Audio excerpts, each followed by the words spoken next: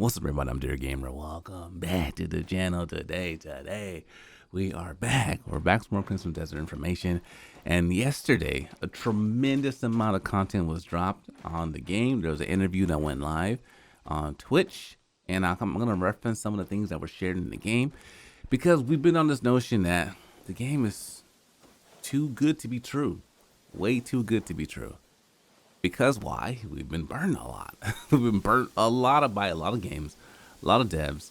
It's always overpromise, underdeliver when it comes to performance, gameplay, expectations, exploration. There's been games over the last decade. So we've seen what are some games? I mean, how Cyberpunk when that first came out, No Man's Sky when that first came out. Tremendous amount of game. Anthem when that first came out. So we have Crimson Desert here, and what I'm showing is actual gameplay. This is gameplay. It's about a year old, but I just want to show some videos because some people don't know that there's actual gameplay online. Just the preview videos that have been popping up, the feature videos. But I want to go ahead and start diving into some of this information that was shared. So I think the biggest one so far that everyone knows this game is made by the people that made Black Desert, and everyone's saying like, yo, Black Desert is an MMO. It's full of microtransactions. How are they gonna game us? They don't believe it. They don't. There's a catch. There's always a catch. What's the catch with the game? Is it not gonna be optimized? And this is a year ago, and it still looks really cool. It's not gonna be optimized. It's not gonna be as fun. What's the catch? And yesterday during the live stream, Will Powers, he's the director of marketing for this game. He shared that this is a premium game experience.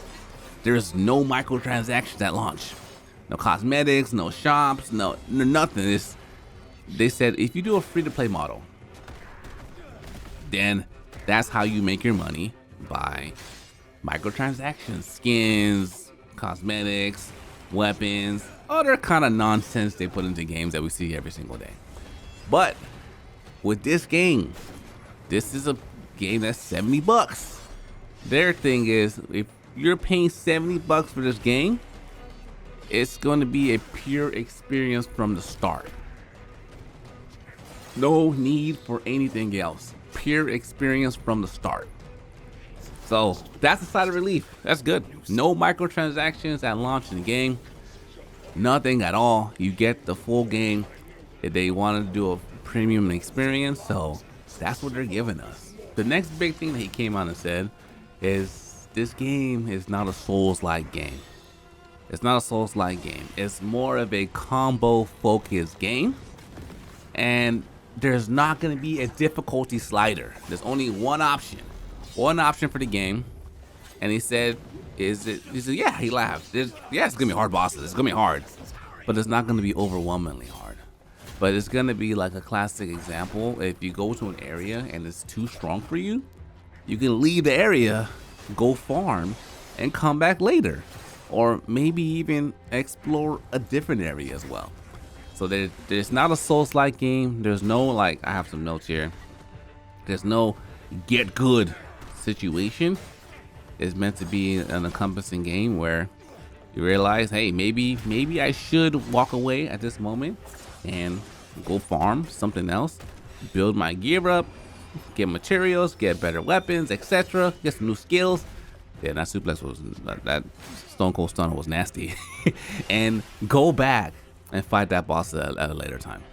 So that is how they explain the difficulty in the game. As we know, there's multiple characters in the game you could choose from. He said right now we've only seen 3 characters, I believe. Him, the girl, and the other dude. But he said you can choose from 1 to 4 characters. So there's one more character that we haven't seen yet that is going to be announced. So that's still to come. I'm interested to see how the different playstyles shape up. A lot of people have commented on that played Black Desert that, man, the best thing about the game was the combat. So that makes me super excited because you guys know we love combat gameplay focused games. Because that was cool. That's what you do majority of time in battle when you're playing a game, is combat. So I'm glad that it's from a dev team that makes really good combat. So I'm excited for all the action we're going to experience in this game to come. So combat's really good. It just makes me curious to see what other characters could they possibly come out with in the future, and how are they gonna shape up the game differently. The next point they shared was the inspiration for the game. I think looking at the game, you can kind of feel where they got some inspiration from. Like you can see Witcher in there, you can see Zelda in there, you can see some Elden Ring, you can see some Red Dead. I think a lot of people actually said they see the Red Dead references in this game, and you're right. The developer, the director shared that this game was designed for fans that are from various genres, aims at people that enjoyed Red Dead 2, Witcher 3, God of War, Elden Ring, Zelda, and more. And that's why this game feels like the game of all games combined in one game. And that's the second thing we feel like, man, this game is doing a lot. And I think that's where we're like, can you pull it off? Because it's one thing to get inspiration from one game to the next, but if there's a dedicated game for that inspiration angle you're going for, that company went all in on that on that vision. Will this game have enough depth in each system that it creates to make the game truly memorable? And that's where the story comes from. The story is essentially two factions. You and your boys get oversimplified. You and your boys get separated. So he's trying to get his boys back together and reunited. Then they start recognizing there's this like power in the sky, and that's where I feel like the Zelda-esque comes from.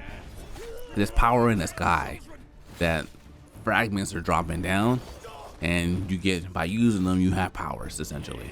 So he gets these powers. He's like, damn, this is dope. And now he's like, wait a minute, how do we get up there? And what's up there? And is this threat that could come down if all these cool powers are coming down? What's the main boss up there? So oversimplification of what the story is, but that's the gist of it. You know, it's cool. You're on the ground trying to find the homies. All of a sudden, some crazy stuff starts dropping. You're like, oh, what's up there? Let's go find out. So now that's another thing. The story element. The devs did come on and say that this game is so big, they don't even know how long it's gonna take for us to figure it out and do all the things. And I think those kind of statements is what intrigues us to get us excited about the game, but also kind of makes us a little hesitant as well. You know, gripping our seats, because if this game can pull it off, definitely it will be game of the year. Because one, it looks impressive. It looks good. This video is also a year old, boss. In case you haven't seen this one, the game looks impressive. A lot of options, a lot of things customized, a lot of builds, a lot of ways. You can pace yourself in this game essentially.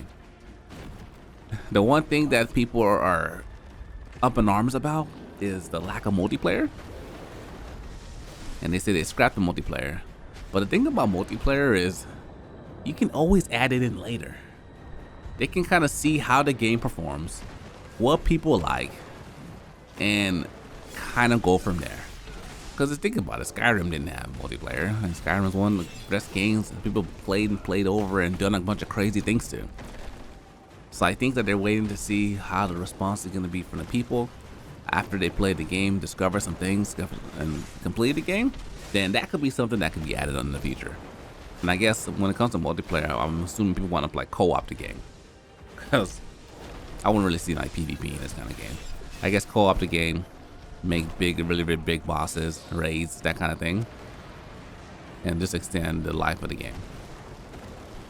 But we have a lot of things coming out. This game is gold. It's coming out next month. So what is it, March 20th? We'll be able to get our hands on the game and see what it's like.